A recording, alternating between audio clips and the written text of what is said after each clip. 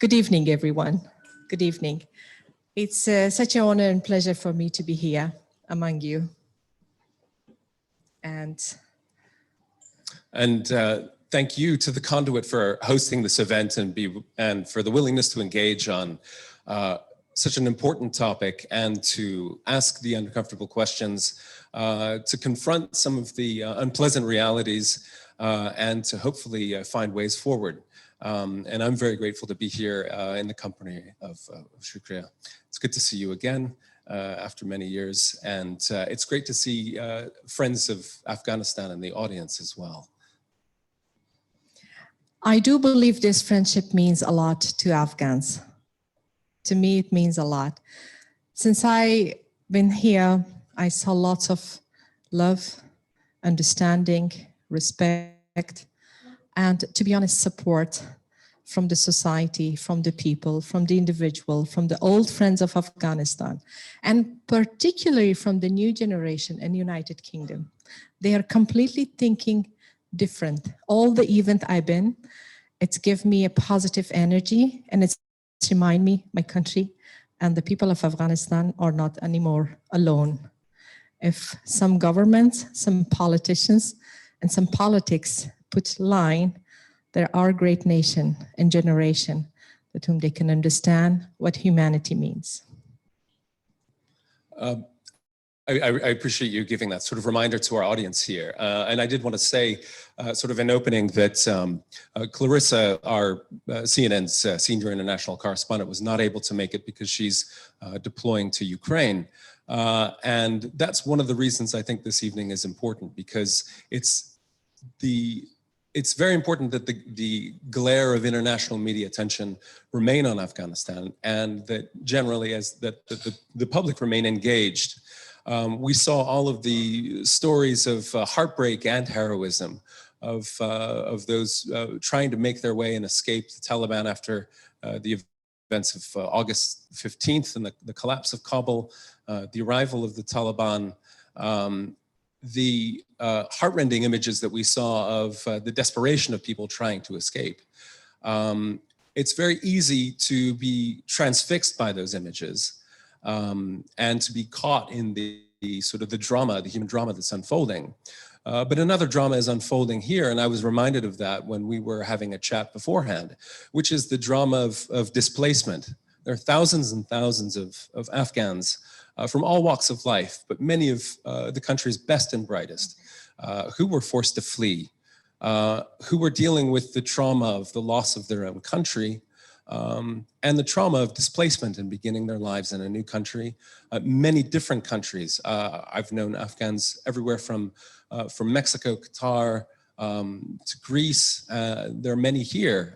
Some are staying in a hotel, I think, on Edgware Road, not very far from here. And I think Shukria would be best positioned to tell you in the first person, through her own story, what her experience was, how she got here, and what the way forward is. Despite of all the difficult times I had back home in my own beloved country, with the great support and help of United Kingdom, and particularly their military mission in Afghanistan, I was being evacuated. Actually, before the collapse of Kabul, I was at the airport on my normal trip, but finally the collapse happened and I was been at the airport. My name, my face, my voice was been the biggest enemy for me at that time, because I am I could not say celebrity, but a very popular face and name and voice back home, criticizing Taliban, seeking for human rights, women's rights, and all other things. It was the difficult time, maybe none of you have the experience the same as I, that you're fighting entire your life, half of my life, I fought for the identity I made, the values I stand. But all of them were become my enemy, and that's why the Taliban was after it. So after 1 week, devastation, changing places, wearing different type of outfit, putting 10 layers on my face just to cover, keeping my mouth shut. Finally, 3 different organizations cooperate with each other, which is I get to the plane to the United Kingdom. After passing days on quarantine, and due to I was diabetes, badly mental health, and still in a trauma, and during that first time at the airport, all my legs was been wounded, and I wasn't able to visit a doctor during my time in Kabul. I was really required to visit a doctor and receive my medication. So I asked the hotel that when the interview, when the home office, when the immigration will come for interview, they say, leave your details and go. I did. I visit my mom because she's in London. And of course, it wasn't easy. Till today, I'm somebody's hanging, not on the air, not on the ground. It's very difficult after 5 months. I have no documentation. I'm not in any bridging hotel. I'm not someone, which is I could say, that I've been evacuated, but all those rights and privileges or facilities, which is evacuees was been eligible to get, I'm not. Beside of that, I had the chance to be with my husband because he got the chance to be in a hotel room. And they say, okay, you can stay with him. And I say, oh, thank you, that's great. Because it's also being apart, it's also ruining your private life, which is now we are separated, unfortunately, or fortunately, I don't know, that time will say. The bad thing was to be witness. Kids for almost 4 or 5 months with their parents living in a hotel. Hotel life is a very luxury, just for a vacation. But spending days and nights, standing every day 3 times in a queue for a piece of bread, for a cup of tea, it's not really pleasant. And particularly after passing all the trauma, I don't think it's easy.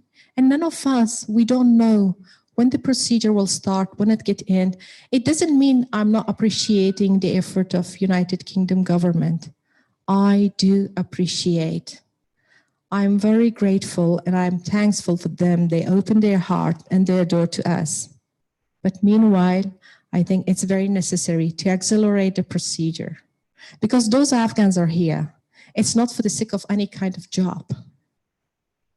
Women here, we are here just because we was working with the United Kingdom as their partner. A large number of them was really working with their military. And because of them, their life and their family life was been in danger. So we've been labeled being Western puppets or being, let's say, in our language, Anglaise or Britain or whatever, or US or all Westerns. But when it comes to the reality, we are the one that it may take ages for us to be integrated, to understand who we are, to know what's our legal status, which is for the time, I don't know. I cannot travel. I was been invited to several international conferences and forums, which is I was member of that, but I don't have the right to travel because if I leave United Kingdom, I wouldn't be able to come back. That is the frustration I had. Someone, which is, I don't know who I am. It's not I only lost my country. You can't believe what identity means. It's hard. When at the airport, they saw my passport say, I think it's invalid anymore. That's very difficult. What happened? What happened to my country? What happened to my people? And why? Who is taking the responsibility? Putting 35 million's life in danger? Leaving a great geography to head of terrorist group? Is anyone saying I am responsible? Yes, we are responsible as a people of Afghanistan. We try our best to pay the price of a friendship, being your allies, and having commitment for democracy. But what's at the end? I think it's not like we want a happy ending story, but at least a story which is make us to keep our heads up and feel proud. A successful end, which is unfortunately all the life, treasure, time was just been replacing Taliban by Taliban. That's not what we deserve. That's not what those lives which has served Afghanistan, they don't deserve. That's what humanity and this globe didn't deserve. The government to be collapsed and the terrorists to be winner. I'm not saying there was no shortcome. No, there was a lack of, let's say, political commitment in Afghanistan. But what about others? What about the people? If a few corrupt politician was not making the right decision, why we should be punished, the entire nation, putting in the hands of so irresponsible barbarian groups? Right now we are talking here. I am safe physically, but mentally I'm not. Because every single day, I would say every single hours, there are news from Afghanistan, and unfortunately, there's no good news. Every day, people are asking either for the evacuation because they are living under great threat, or the women's, which is they are going on the streets and they're protesting. They're asking for their rights. Their life in danger, and I'm empty hands. I can't do anything. Or just being witness of the great young generation to be shot by gun every day. And those brave ladies, which is they've been disappeared. Even just 2 nights before, Taliban was took custody a girl. They went to their house and she was sending her live post on the Facebook. And then later on, they don't take the responsibility. They say, we don't know. It's just those people, they want to make a file to go out. No, that's not true. Those brave women are standing for their rights. Sorry, I just lost the link. You say the situation, I'm here. I think the UK government need to rethink about the resettlement, about those whom they was been evacuated.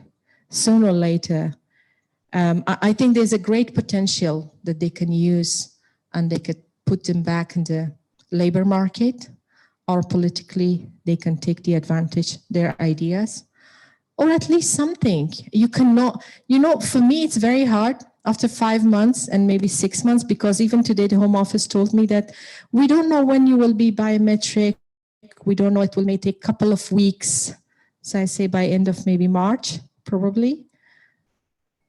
Being a hostage somehow, it's maybe not the right word to explain, but, or maybe not the right sentence to express, but this is the right situation that I'm thinking I'm on it. Or probably I'm under extreme mental pressure, because on one hand, seeing what I lost, on the other side, the challenges, how to move forward, and under which circumstances I am personally under. In many ways, what you're describing is that you're still in Afghanistan mentally, and you're in touch. You're following the news daily, and the news is quite grim. If we look at a country that was essentially the ward of the international community, that depended on international support, is now in an economic free fall. There's serious food insecurity. Millions are at risk of starvation. Yet there's a debate in foreign capitals about, well, the Taliban is not a government that's recognized. What needs to be done in order to deliver aid? There are a lot of practical obstacles to that. And in your view, what should be done? For instance, is it possible, given should Afghans be, as you said, be punished for the consequences of larger geopolitical actions that were entirely out of their control? Should aid be withheld? Should salaries go unpaid? Should aid not be delivered? Because essentially the Taliban are in control. What do you see as a practical way forward, and what can people who are attending this talk do to talk to their own representatives about making sure that the people, ordinary people, don't suffer? I think there's a lot of practical way without recognizing the Taliban, because they are not legitimate government anyway. They are not elected government. They are not the government to represent the people of Afghanistan. People are saying Taliban are the reality of Afghanistan, and I'm asking them, what about women? We women are not the reality in my country. We are not the reality. The Afghan people are not the reality. If the Taliban are the reality, so ask them to go and put voting boxes and let's see who is the reality. They are the reality. Politically, they occupied. Military, they occupied my country, because still for me, they are a terrorist group. This is what the definition I could say. Although large, how I could say, campaign and lots of programs was been there to give a kind of good, beautiful makeup for the Taliban, try to make up them over and put them on a corner to see how beautiful they are. Oh, they will respect the women's rights, human rights, and they will have an inclusive government. You know, so much energy was been wasted on that, giving them floor and recognition. You're talking about the recognition. No one asked the recognition when the Doha Agreement was been signed in 29 February 2020. No one asked the recognition when every single time for 18 months, they have a direct negotiation with the United States of America special representative. Anyway, that was the past. Right now, what is necessary? I think it's not really justice to let more than 20 million people to die just because of poverty, because food security, human securities matter. There's a United Nations as a central organization. They can take action. There should be international organization to be engaged and involved for immediate and necessary humanitarian aid to Afghanistan to be delivered. This is how we can do without any kind of recognition.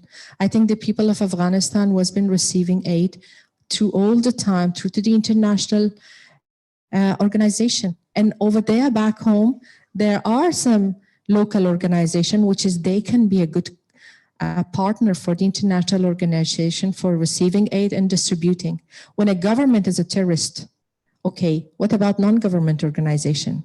When they deduct women from the government body, what about the non-governmental organization to take the potential and capacity and use them back as a body of international and non-government organization and put them back into society? And I think there are ways, without any excuses, without politicizing the humanitarian aid. That would be the worst. If Taliban would say, I will not let non-governmental organization to distribute the aid, just politically, or the international community to say or bring excuses, oh, we cannot give that aid if the Taliban will not get to be recognized. No, let the humanitarian aid to be received and spent by Afghans immediately. But when it comes to the political process and procedure for their recognition, they have to fulfill those promises which is they made in Doha Agreement, or they should find the way to get legitimacy inside of Afghanistan. I think there's a bad need for humanitarian aid. I cannot imagine poverty, cold winter, disease, frustration, all the crises put hands together, including the Mother Nature stand against us just recently. So this is how we want and we need the humanitarian aid to go and be flee beyond the narrative of politics. One more question for me, and I'd like to open it up to the floor as well. But with the creation of the Doha office, the Taliban, there was in parallel a fairly sophisticated effort and a media campaign to present the Taliban as a Taliban 2.0, if you will. As a different organization than the Taliban of the 1990s when it ruled Afghanistan. What do you think of that? And have they shown their true self, both in the way that they've composed their government and in the way that they've treated women? I was not that optimistic as international media was about the Taliban. It was pretty clear those areas, which is at that time was under Taliban control, their behavior was clear about the women. And when it comes to respect the human rights values or basic rights or fundamental rights for the people, it was very clear. But to be honest, yes, Taliban changed, but not a positive change. They become more brutal. They are more disrespecting women. They are even fragile among themselves, because when you can see Taliban in a political way, they are delivering speeches, they are making statements, they are showing themselves a kind of responsible and committed for some sorts of, let's say, values. But when it comes to their behavior on the streets, how they are treating people, how they are reacting, it's completely evil. That's why I cannot believe that the Taliban changed, their mindset changed, their behavior changed from 90s to 2022. No, they are exactly the same, but unfortunately they get even more worse than before. Why? Because right now Taliban are divided themselves not in one group and a different group. So Haqqani is Haqqani network. They are very familiar the way of kidnapping, beating, killing, attacking, including having like a proper force for having a suicide machine that they're producing human to be brainwashed, which is, it can be a global security threat for every country, for our neighbors and beyond. And the Taliban, which is they were sitting in Doha and having like a nice clothes and talking a little bit English and speaking something and showing a little bit of flexibility. But who don't know the nature of Taliban? I think the entire, you yourself, you know how the intelligence words work. I think everyone knows that Taliban didn't change to the positive. They are still the same. When it comes to the women, we've been from the very beginning their enemy. They became naturally our enemy. They are not letting us to go and work. You know what is sectarian discrimination means? You know what is discrimination against women, violence against women? They are not letting our voice to be raised. They are not letting us to be at school. They are not, except primary school, girls are not allowed for school. Women, which is, we've been part of our government, 25% of government body was been run by women. They eliminated immediately. You know what's a funny thing? They replace the Ministry of Women's Affairs with one of their worst misbehavior department, Voice and Virtual, which is they are lashing women on the street. So see this kind of replacement. That is, you can judge they changed or not. Their behavior is speaking more louder than their words. You debated Zabiul Mujahid, the longtime Taliban spokesman, on YouTube. What did you say to him? Did you address him directly about that? How did he respond? Yeah, I'm proudly I can say I punched him. Yes, on his face. Because he was saying all lies. He was bringing Islam as an excuse. And I give him example Islamic way. He bring the culture as an excuse. And I give them example of culture. So at the end, he had nothing. I'm a journalist. I do respect the journalism court. We do have a code that, okay, it's like when you are in a, boxing, one time you beat, second time, third time, you will let it for fourth time because you think he's too weak. And this is what I had to feel, Yes, because he was been criticizing us for 20 years of our effort. He put a big question under that. And I said, what is your achievement, which you kindly can name? I say the people support, the public support. I've been twice elected. What about you? And I say, I'm proud about what we made, about the country, about the young generation, about the education, about the facilities, about the name of my country. So this is kind of debate, which is a lot of people was been impressed, including the Taliban themselves, because sometimes it's the truth may hurt, but we have to speak from our heart, and we have to say the truth is the truth.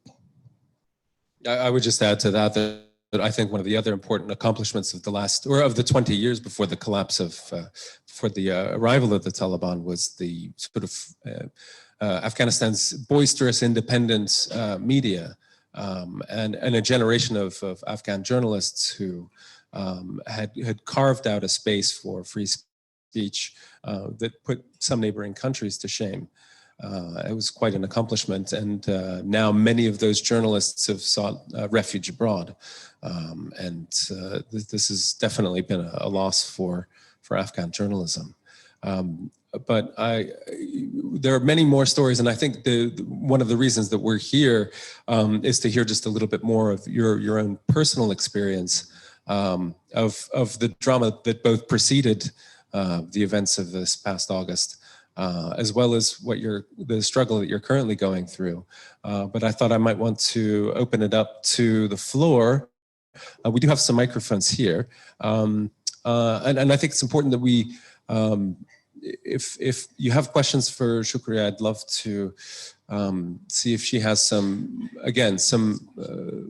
personal insights, I think, that could shed light on what is still an urgent international crisis. May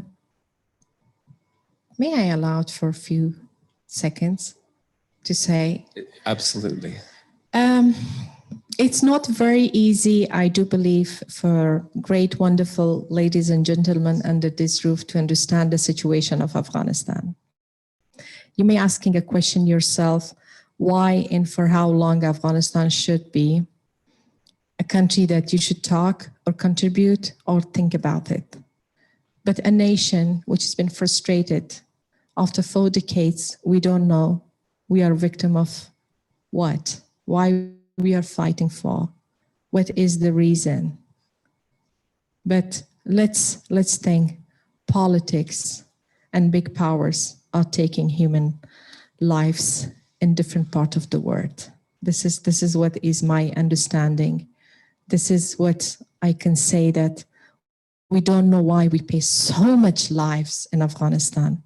If you see the number of widows, if you see the people with disability, if you see the frustration of 4 decades of violence, and still that nation is looking at you.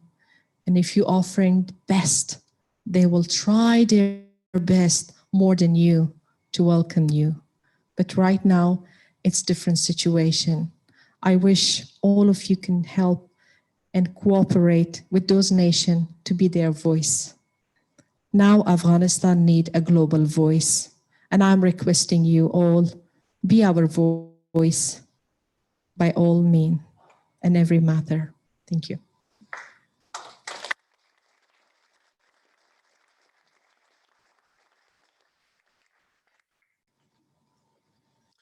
A little bit difficult to see with the lighting, but I think we do have a question in the back here. Yes. Sorry. Yeah, please. What do you think about the legitimacy of the Taliban office in Doha? Can the foreign government trust them? And if ever anything is agreed or there's open-mindedness there, can we trust that the Taliban members will follow what's been decided? Are they organized? Does anyone we know? Do we know who we're talking to? Do we know if they have any responsibility, legitimacy, and things like that? The Doha office is old. It's been in 2009 when first time it's been established. And it was just an office for exchanging prisoners or those whom they've been taking hostage by Taliban, but that was not that popular as it is now. From my understanding and from the experience Taliban left behind, they are not the one that we can trust.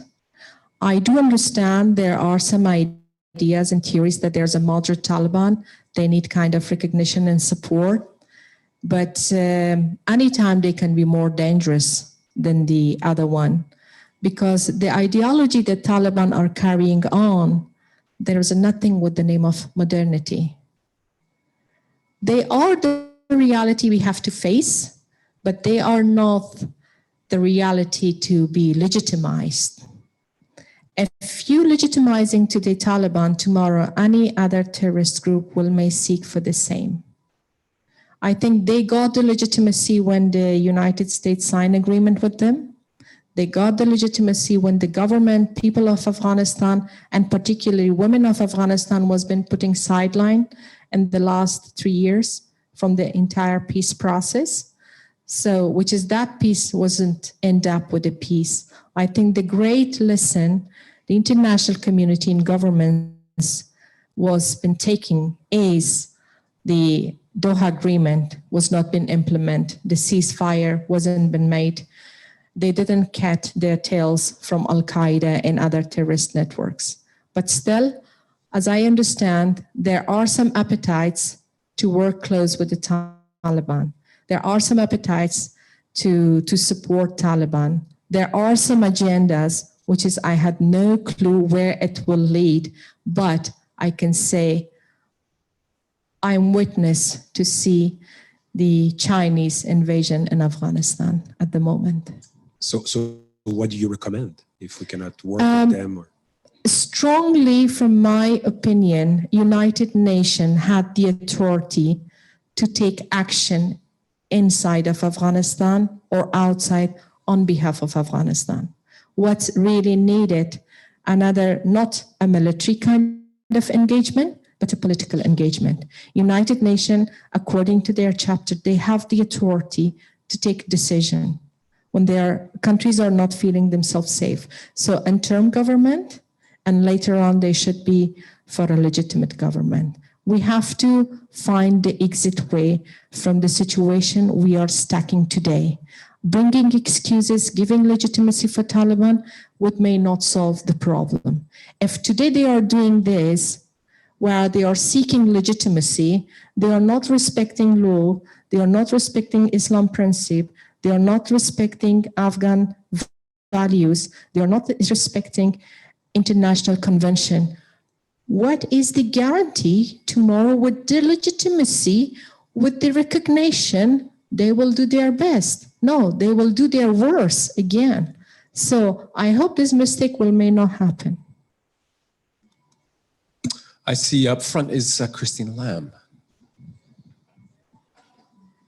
There should be a mic en route. Thanks. Hello, Shukria. It's really moving to hear your experience. I think everybody here really feels for you, and it's heartbreaking to see what's happened in Afghanistan. I wanted to ask you what you think about what the Afghan government did, the way that President Ghani and his government fled the country as the Taliban came. I was there in September and October, and almost everybody I spoke to was more angry about that than they were about the Taliban. And I also was interested to hear your view about Pakistan's role in the Taliban takeover. Thanks. Of course, Taliban are the great son of Pakistan, and they are the supporter. Pakistan is the factory they made the Taliban to keep their strategic depth in Afghanistan alive. And right now they are really enjoying, they are talking on behalf of Taliban everywhere. And internationally, they also got some kind of benefits, even the aid going through to the Pakistan, to Afghanistan. So if you see all the international organization, so that's not only politically, but financially also Pakistan is gaining a lot, as always. But when it comes to the Ashraf Ghani government, shame on him. It's maybe not the good word to say, but this is how we feel about because I support Ashraf Ghani in 2014 till John Kerry involved and asked for a government with both partners that they run for the election. And I say, it's better to be a constructive opposition rather than in a weak position. So that was my opinion. But of course, I was surprised because I was in Kabul when the collapse happened. When I get into the airport, I saw our own border police, everyone was been just like a normal day. But later on, things changed so rapidly. I hope nothing will be just that weak and narrow to be destroyed by one person. I wish at that time everyone had the capacity, everyone, including the first vice president, second vice president, the head of parliament, and the minister of foreign affairs. So according to our constitution, we had these 4 other reserved to lead the country. Plus, why not UNAMA didn't take action? Because 6,000 US troops was already in the Kabul airport. It was not difficult to control the situation because every military was ready. The Kabul security was been taking so tight. So just only one announcement was enough from the United Nations or UNAMA office or the other politicians to say, hang on, if he gone, goodbye. But there are institutions. For me, I spent 24 years of my life, and particularly in the last 20 years, to build the institutions. You can build a building so easily, but building generation and institution, it takes so long. And it was solid. It wasn't something to be destroyed. But I don't know how it collapsed. Because individualism, it have a bad consequence in Afghanistan.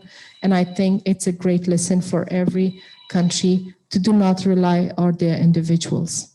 But right now they are trying to struggle to find another structure. It's too late. People cannot trust neither them or neither those whom they feel they've been betrayed by them. Thank you. We have a question in the 3rd row.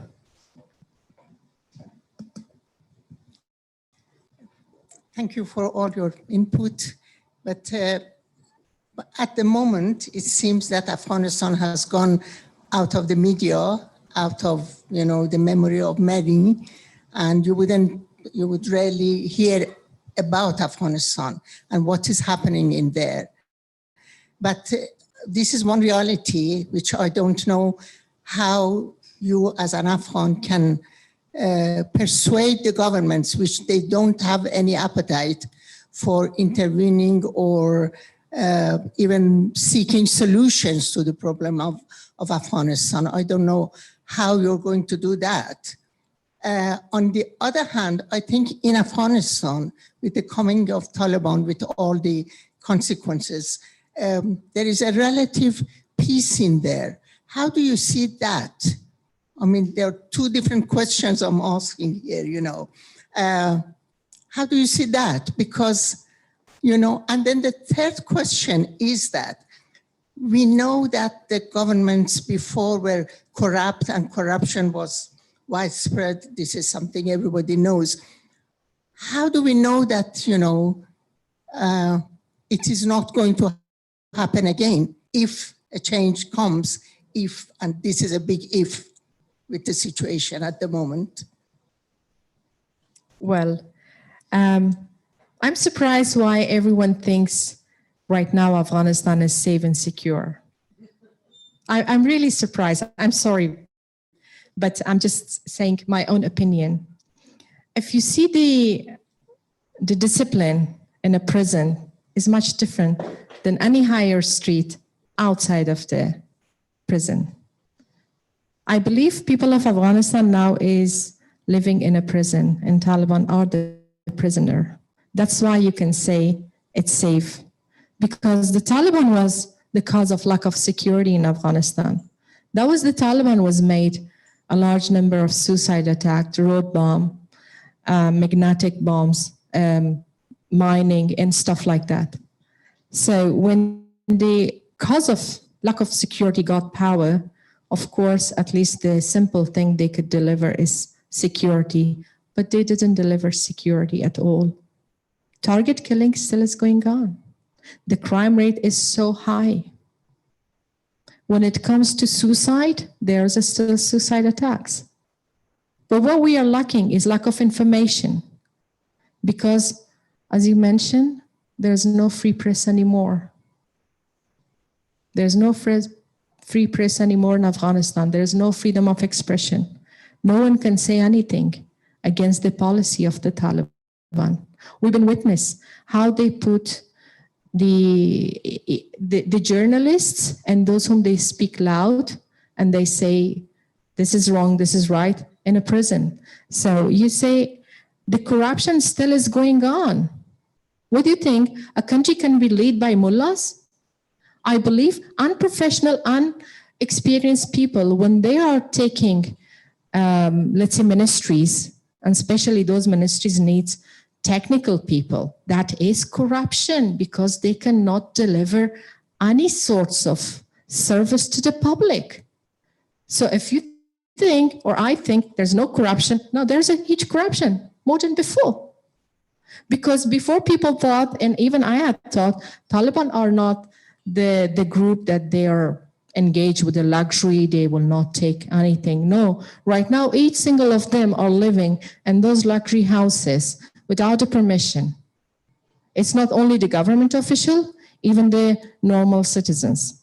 They are doing lots of worse things, which is it's not covering by the media anymore, because media don't have the power. There should be solution. I'm not saying Afghanistan should go backward. We already been 100 years back, but there's a way we need to persuade the government of United Kingdom to be engaged with the people of Afghanistan and to put their effort globally to find a solution or consensus for making a new Afghanistan. We shouldn't let all the efforts of 20 years to be thrown in the ocean. That would be very sad to see. We have a question in the back. Yeah, hi. Hello, thank you. Thank you so much for being here and sharing this evening. It's been so insightful. And I think one of the big things that is resonating with me is this lack of visibility into what's really happening and what organizations are still there and what they're doing. And I was left with the impression that it all happened really, really fast. And I wondered if that was Western media's portrayal of how everything happened, but was there civil unrest? Were there people on the streets fighting during this, what seems to have happened so fast, of the collapse of the government? Or was it fear or fatigue of the people that stopped them from going on the streets and fighting the Taliban from taking over? When you are facing a brutal and a very barbaric regime, such as Taliban, which is they are not listening, they don't believe the very civilian way, like protested people are going out with placards and asking for their rights. So I think people with empty hands cannot do much. They are not letting, they are not permitting, they are not allowing people to be on the street, but still brave women are every single day, they are on the streets with their life costs. So I'm also sometimes asking that why the people of Afghanistan are not taking action against the Taliban. But sooner or later, I have a hope there will be people, same as today they are raising their voice against the Taliban. It's very difficult to raise your voice in front of the Taliban on their face, which is they are not feeling responsible for your safety. They can just give you response with the bullets. This is how it's happening. But still every day there are people on the street, and especially particularly the brave women and girls they are asking for. But sooner or later, I think the fatigue, as you mentioned, it will may show up as a great power. And I hope that day will come soon. I've got a mic here. Yes, we have, yes. I've captured the mic. Please. Thank you very, very much for speaking to us tonight. I found it incredibly moving. You used the word shame about President Ashraf Ghani. I felt terrible, terrible shame over the shameful withdrawal of the West. I think it's, I think we'll take a very long time to recover from that. After the withdrawal, there were certain areas, weren't there, of resistance. And I'm wondering, I know that most of them either capitulated or whatever. Do you know if any of them are still operating, or is it in such an incredibly limited way that it's of no real consequence? The resistance of Panjshir is still there, and still they are trying to mobilize their power. Time to time they are having a kind of press statements. But we all know that people of Afghanistan are tired for all kinds of military action. But from my understanding, the more solid, unrecognized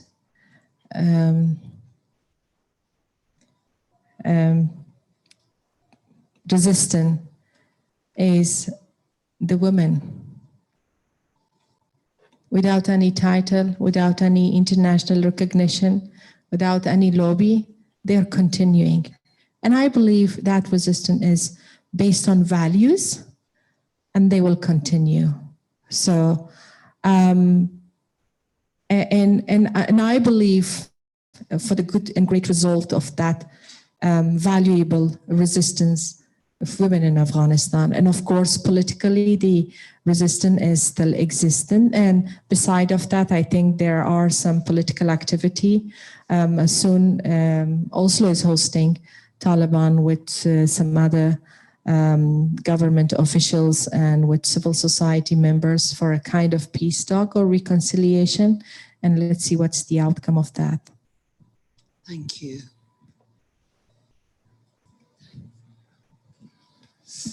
Yes, we have a question here.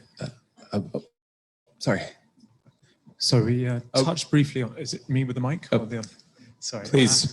Forgive me if I talked over somebody else. We touched briefly on China's influence in Afghanistan.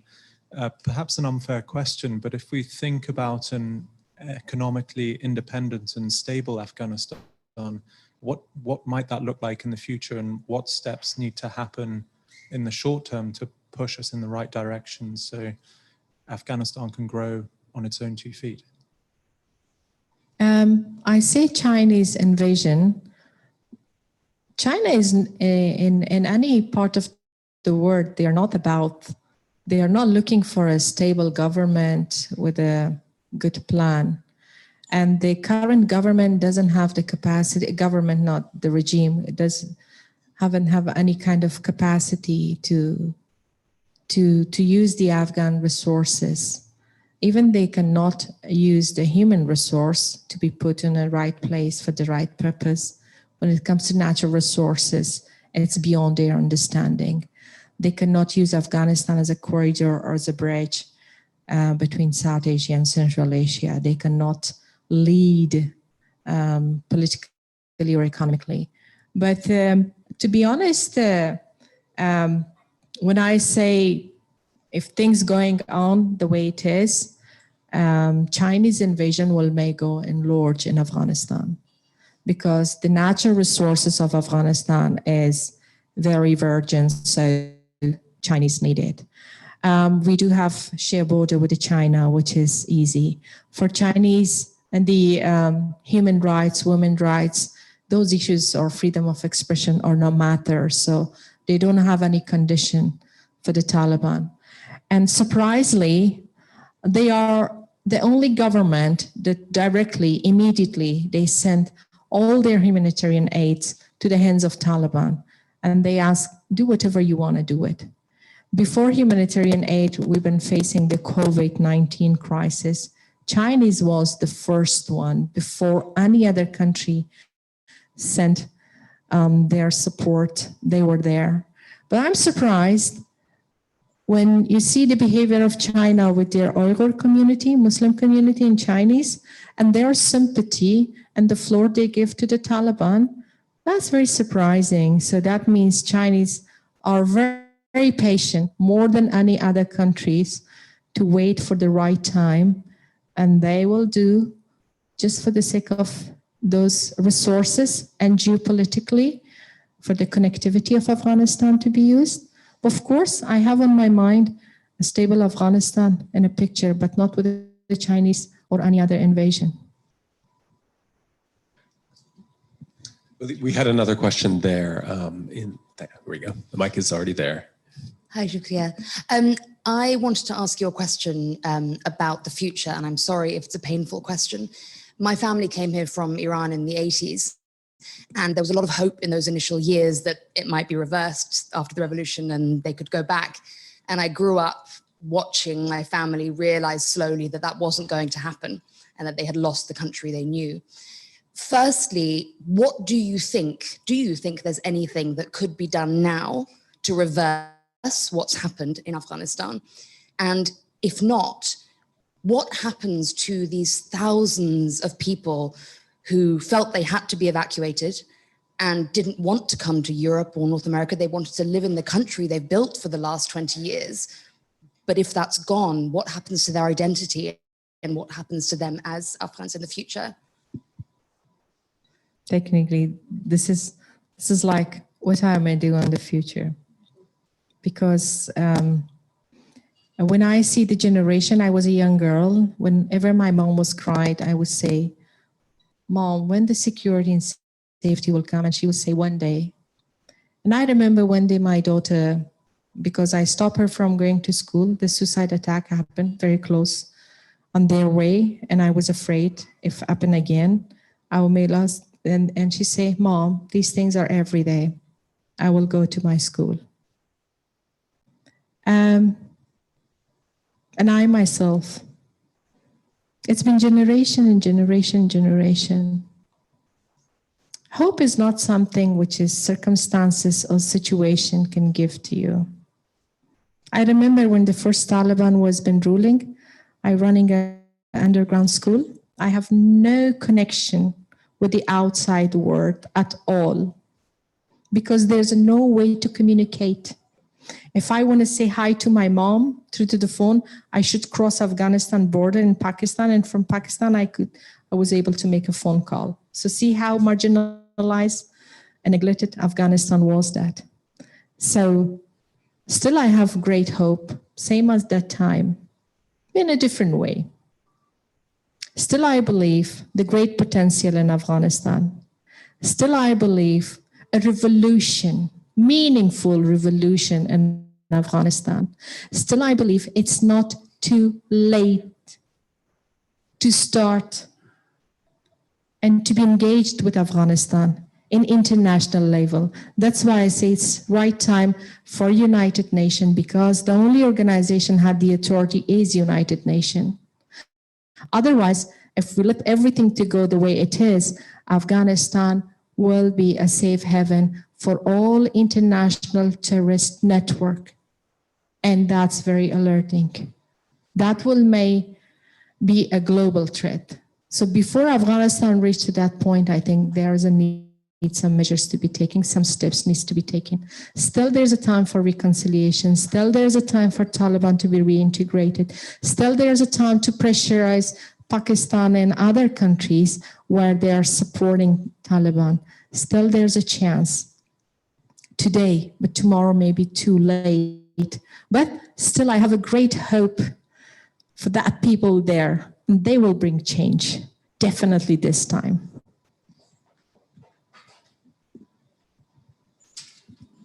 Hi, follow on. I'm also from Iran.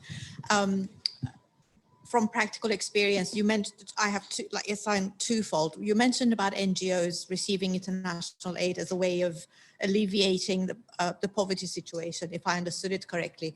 I know from our experience in Iran, NGOs in Iran would not engage with Western organizations because of the adverse consequences of that. So I don't know, from a practical point of view, is that possible? Could NGOs in Afghanistan receive aid from outside in view of the kind of problems that they will face from the Taliban if they are engaging with Western organizations? And on the other hand, from a practical point of view, I know you're still very raw from what's happened. It's only been 5 or 6 months that you're here, but have you been able to, not you personally, but the diaspora, have you been able to set up a network of lobbying the international governments, the United Nations, or are you still too fragmented internationally to be able to find a unified voice to lobby the international organizations? Where are you at in that? Is that too soon to expect something to have formed? We already formed.